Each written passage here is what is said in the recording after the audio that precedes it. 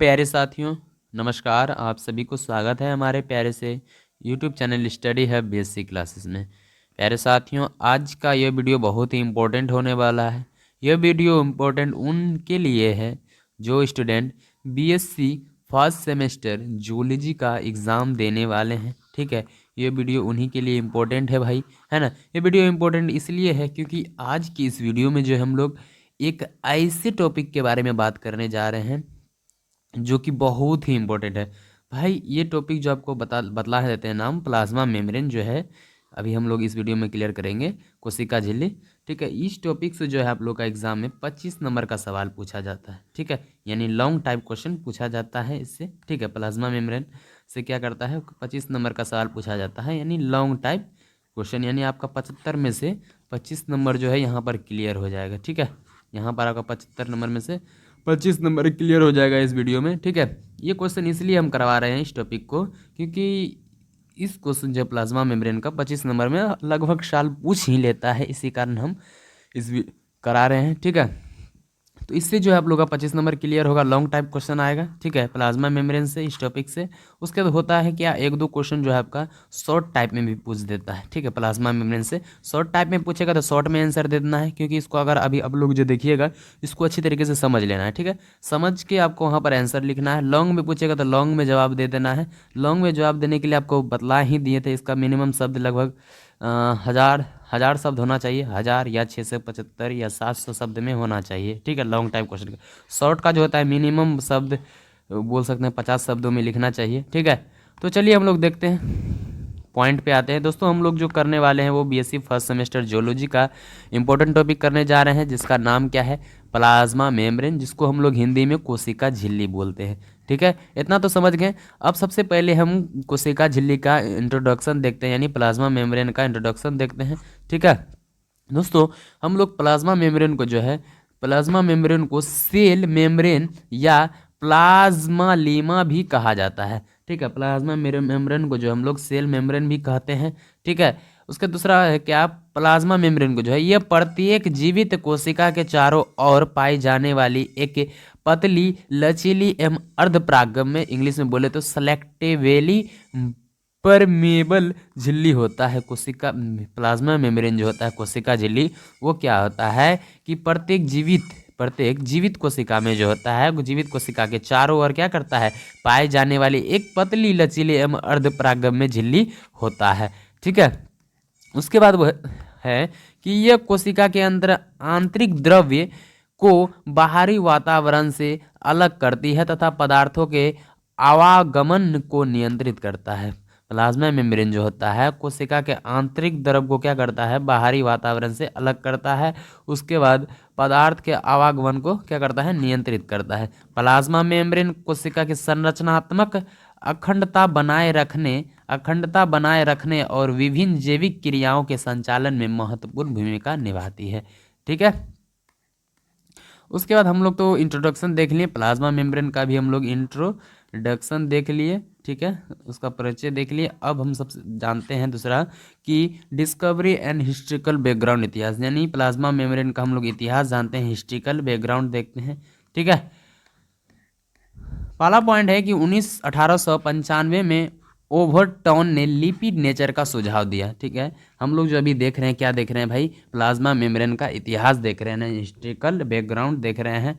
ठीक है, तो हिस्ट्रिकल बैकग्राउंड में क्या है कि 1895 जो है, 95 में ओवरटॉन ने लिपिड नेचर का क्या किया, सुझाव दिया। दूसरा पॉइंट है कि 1925 में गोटर और जेरेंडल ने लिपिड बेलियर मॉडल दिया। ठीक है, क्या बोला कि 1925 में जो है गोटर और जेंडल ने लिपिड बेलियर मॉडल दिया। उसके तीसरा पॉइंट क्या बोलता है कि तीसरा पॉइंट 1935 में डेनियल और डेवसॉन ने प्रोटीन लिपिड सैंडविच मॉडल प्रस्तुत किया। उसका अगला पॉइंट है कि 1972 में सिंगर और नाइक्लोन्स ने आधुनिक एवं सर्वमान्य फ्लूइड मोसिस मॉडल दिया। ठीक है, हम लोग यहाँ पर क्या देखें, हम लोग यहाँ पर देखें प्लाज्मा मेम्ब्रेन का इतिहास, यानी हिस्ट्रिकल बैकग्राउंड देखें प्लाज्मा मेम्ब्रेन का। अब हम लोग देखते हैं प्लाज्मा मेम्ब्रेन का रासायनिक संरचना, ठीक है, केमिकल कंपोजिशन, ठीक है। प्लाज्मा मेम्ब्रेन के जो होता है मुख्यतः 3 घटक से बनी होता है। प्लाज्मा मेम्ब्रेन जो होता है मुख्यतः कितने घटक से बना होता है? 3 घटक से बना होता है। कौन कौन से घटक होते हैं, चलिए देखते हैं। पहला घटक क्या है? लिपिड, ठीक है। लिपिड में क्या होता है भाई? देखिए, लिपिड में जो होता है आपका, लिपिड में जो होता है फोस्फोलिपिड्स जो होता है सबसे अधिक होता है।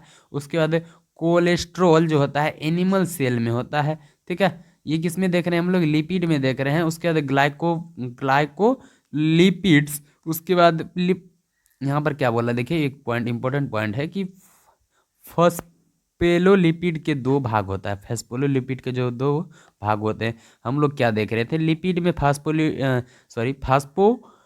फास्फोलिपिड्स को देखे तो उसमें क्या होता है? सबसे अधिक होता है। तो फास्फोलिपिड के क्या होता है? 2 भाग होते हैं। कौन कौन भाग होते हैं? तो पहला भाग आपका जो आ जाता है, एक मिनट, पहला भाग जो आ जाता है आपका वो होता है हाइड्रोफिलिक हेड, जो कि बाहर की ओर होता है। दूसरा आ जाता है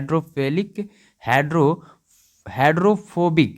पहला क्या था? हाइड्रोफिलिक हेड जो बाहर की ओर होता है। उसके दूसरा होता है हाइड्रोफोबिक। पहला हाइड्रोफिलिक हेड, दूसरा हाइड्रोफोबिक टेल जो अंदर की ओर होता है, ठीक है।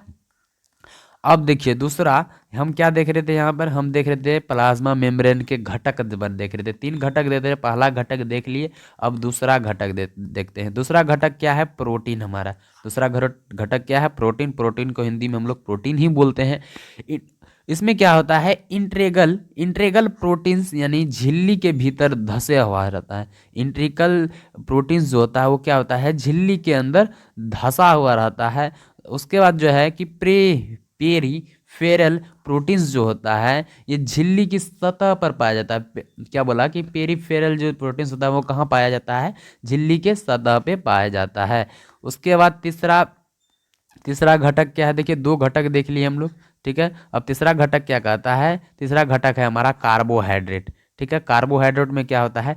कार्बोहाइड्रेट में जो होता है ग्लाइकोप्रोटीन्स होता है। ग्लाइकोलिपिड्स क्या होता है? सबसे पहले ये देखिए, ग्लाइकोलिपिड्स होता है इसके, ये मुख्यतः बाहरी सतह पर होते हैं और सेल रिकोगेनेशन में सहायक होता है। ग्लाइकोलिपिड्स होता है ये मुख्यतः बाहरी सतह पर होता है, ठीक है। और ये सेल के रिकोगेनेशन में क्या होता है? सहायक होता है, ठीक है। हम लोग अभी क्या देखें, एक मिनट, हम लोग अभी देखें प्लाज्मा मेम्ब्रेन के घटक को हम लोग क्लियर करें। उसके बाद हमारा आता है ultra structure of plasma membrane. Ultra structure of plasma membrane यानी अति सूक्ष्म संरचना इसका क्या है वो देखिए, ठीक है। इलेक्ट्रॉन माइक्रोस्कोप से देखे, इलेक्ट्रॉन क्या होता है? पहला पॉइंट क्या बोलता है? इलेक्ट्रॉन माइक्रोस्कोप से देखने पर प्लाज्मा मेम्ब्रेन लगभग कितना होता है? 7 से 10 एनएम मोटी दिखाई देती है, ठीक है। 7 से 10 एनएम मोटी दिखाई देती है। और इसमें 3 परत होती, इसमें क्या होता है? कितने परत होते हैं? इसमें टोटल 3 परत होते हैं, ठीक है। 2 इलेक्ट्रॉन क्या होता है? डेनिस लेयर प्रोटीन जो होता है बीच में, यहाँ क्या बोला एक बार फिर से यहाँ देखिए कि फिर से इस पॉइंट को पढ़िएगा तब समझ में आएगा। क्या बोला? इलेक्ट्रॉन माइक्रोस्कोप से, अगर इलेक्ट्रॉन को हम लोग जो होता है माइक्रोस्कोप से देखने पर क्या होता है कि प्लाज्मा मेम्ब्रेन लगभग कितना कितना दिखाई देता है? 7 से 10 एनएम मोटी दिखाई देता है। और इसमें कितने परत होता है? इसमें टोटल 3 परत होता है। कौन कौन से परत होते हैं? तो सब जानते हैं कौन कौन से ये 3 परत होते हैं। आपका जो 2 परत होगा, आपका 2 परत जो होगा वो 2 इलेक्ट्रॉन डेनिस लेयर होगा। जो प्रोटीन होगा क्या होगा? 2 परत जो दिखाई देगा आपको वो 2 इलेक्ट्रॉन डेनिस लेयर होगा। और तीसरा जो परत होगा वो बीच में होगा, ठीक है, बीच में होगा। और इलेक्ट्रॉन लूसेंट लेयर होगा जो कि लिपिड होता है, ठीक है। उसके बाद हम लोग देखते हैं अब फंक्शन ऑफ प्लाज्मा मेम्ब्रेन, ठीक है भाई। यहाँ पर देखिए, यहाँ पर एक आपका शॉर्ट क्वेश्चन बन रहा है। यहाँ पर आपका एक शॉर्ट क्वेश्चन बन रहा है। शॉर्ट क्वेश्चन में पूछ देगा कि फंक्शन ऑफ प्लाज्मा मेम्ब्रेन, यानी बोल रहा है कि प्लाज्मा मेम्ब्रेन का क्या करना है? कार्य लिखना है, ठीक है। ये आपका शॉर्ट में भी पूछ सकता है, बोलेगा कि प्लाज्मा मेम्ब्रेन का कार्य को लिखें, या नहीं तो दे देगा फंक्शन ऑफ प्लाज्मा मेम्ब्रेन, तो उसका आंसर देना है, जो कि आपका क्या करना है, शॉर्ट में आंसर देना है, जो कि 2 नंबर का होता है। ठीक है, अब देखिए हम क्या देखने जा रहे हैं, फंक्शन ऑफ प्लाज्मा मेम्ब्रेन, यानी प्लाज्मा मेम्ब्रेन का कार्य देखने जा रहे हैं, कोशिका झिल्ली का कार्य। दोस्तों पहला कार्य क्या है, सेलेक्टिव पेरमेबिलिटी। सेलेक्टिव पेरमेबिलिटी क्या होता है, इसमें जो होता है ये कुछ पदार्थों के अंदर बाहर जाने देती है और कुछ को रोक लेती है। ठीक है, दूसरा दूसरा कार्य क्या है, ट्रांसपोर्ट ऑफ सब्सटेंस, यानी पदार्थों का परिवहन। ट्रांसपोर्ट का मतलब परिवहन, सब्सटेंस का मतलब पदार्थ होता है। इसका डिफिशन क्या होता है, देखिए कि फैसिलिटेड डिफिशन एक्टिव ट्रांसपोर्ट, इसका कार्य क्या होता है, ट्रांसपोर्ट और सब्सटेंस जो होता है ये हमारा दूसरा कार्य है। इसमें क्या होता है, पदार्थ और परिवहन में इसमें क्या होता है, डिफिशन होता है, उसके बाद फैसिलिटेड डिफिशन होता है, उसके बाद एक्टिव ट्रांसपोर्ट होता है, उसके बाद इंडोसाइटिस बोले तो फाइकोस्टैटिस पिनोसाइटिस, उसके बाद दूसरा होता है एक्सोटाइसिस, इसमें ये सब होता है। ठीक है, तीसरा कार्य क्या है, तीसरा फंक्शन है सेल प्रोटेक्शन एंड सेल। इसमें जो होता है कोशिका को सुरक्षा देती है और उसका आकार जो बनाए रखती है। प्रोटेक्शन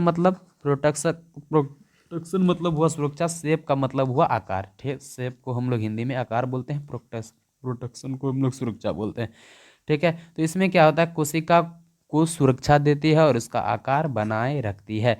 चौथा कार्य क्या है, चौथा फंक्शन है सेल रिगेनेशन एंड एंथेसेसिन, यानी ग्लाइकोप्रोटीन्स की सहायता से कोशिकाएं एक दूसरे को पहचानती है। उसके बाद पांचवा कार्य क्या है, देखिए पांचवा कार्य है सिंगल रिसेप्शन रिसेप्शन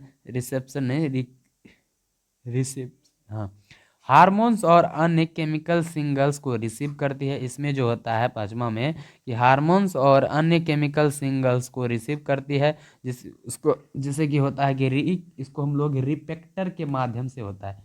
जो हार्मोन्स और अन्य केमिकल का क्या करता है, क्या बोला कि हार्मोन्स, एक बार फिर से यहाँ देखिए कि हार्मोन्स और अन्य केमिकल सिग्नल्स को रिसीव करता है। ठीक है, किसके माध्यम से करता है, रिसेप्टर के माध्यम से करता है। ठीक है, छठवां कार्य क्या है, छठवां फंक्शन क्या है, इसमें जो होता है कुछ इंजेमेटिक रिएक्शंस मेम्ब्रेन पर ही होती है। ठीक है, छठवां कार्य में। चलिए हम लोग कार्य तो देख लिए, फंक्शन ऑफ प्लाज्मा मेम्ब्रेन, नहीं प्लाज्मा मेम्ब्रेन का हम लोग फंक्शन देख लिए। अब प्लाज्मा मेम्ब्रेन का महत्व देखते हैं, इंपॉर्टेंस ऑफ प्लाज्मा मेम्ब्रेन, इसका महत्व देख लेते हैं। ठीक है, कोशिका और बाहरी वातावरण के बीच संतुलन बनाए रखता है। ठीक है, कोशिका और बाहरी वातावरण के बीच संतुलन बनाए रखती है। होमोसेटिस बनाए रखने में सहायक होता है। उसके बाद बहुकोशिकीय जीव में टिश्यूज ऑर्गेनाइजेशन में सहायक होता है। अब इसका निष्कर्ष क्या निकलता है, इसका निष्कर्ष क्या निकलता है, देखिए इसका निष्कर्ष जो निकलता है कि प्लाज्मा मेम्ब्रेन कोशिका की जीवन रेखा है। प्लाज्मा मेम्ब्रेन क्या है भाई, कोशिका की जीवन रेखा है। इसकी अर्धपरागम्य लचीली और गतिशील प्रकृति कोशिका को बाहरी वातावरण के अनुसार अनुकूलन प्रदान करती है ना। फ्लूइड मोसोसिस मॉडल प्लाज्मा मेम्ब्रेन की एक संरचना और कार्य की सर्वश्रेष्ठ रूप में समझाता है। बिना प्लाज्मा मेम्ब्रेन के कोशिका अस्तित्व, प्लाज्मा क्या बोला कि बिना प्लाज्मा मेम्ब्रेन के क्या होगा भाई, कोशिका का अस्तित्व संभव